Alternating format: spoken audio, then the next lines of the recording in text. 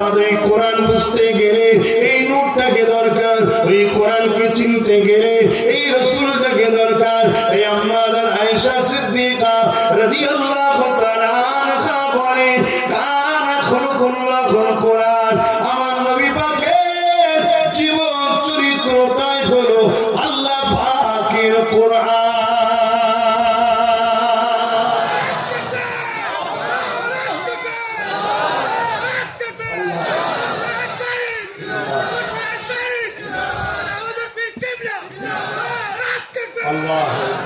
আমার ভাইরা, আমার যুবকেরা,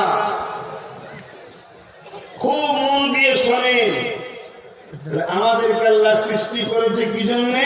তিনার দাসত্ব, তিনাকে রাজি করা, তিনাকে খুশি করা, যিনি আমাদেরকে এখনো বাঁচিয়ে রেখেছে। খুব ভালো করে আমার দিকে খেয়াল করো।